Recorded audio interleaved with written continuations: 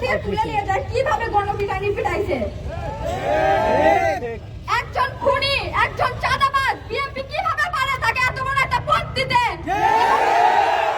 এবং এখন তারা বলতেছে আমরা তো জানি না ও খুনি চাঁদাবাজ।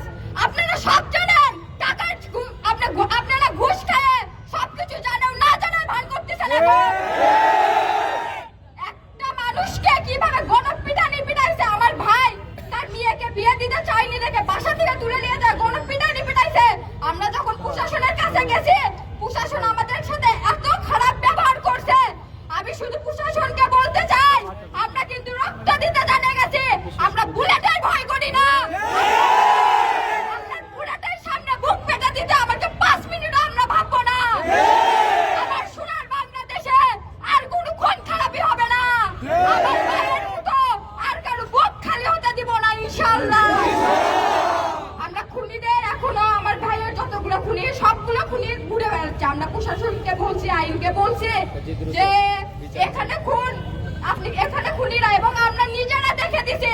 প্রশাসন দেখে না দেখায় ভান করতেছে। আর মানে কি বুঝতেছেন, ঘুষ খায় তারা চুপ হয়ে গেছে। একজন খুনি, কিন্তু একজন খুনি তাকে পুলিশ পর্যন্ত বলতেছে ভাই। একজন খুনি নাকি একজন পুলিশের ভাই হতে পারে। আমি বেশি কিছু বলবো না, শুধু বাংলার জনগণকে বলবো আপনারা একজনকে ভাগে দিয়ে আরেকজনের হাতে দেশ তুলে দিয়েন না। একদিন অনেক বুঝতেন, অনেক। আর আমি তারেক জিয়াকে বলবো আপনি লন্ডনে থেকে বড় বড় কথা না বলে বাংলার মাটিতে আসেন। আমরা বুঝবো তাহলে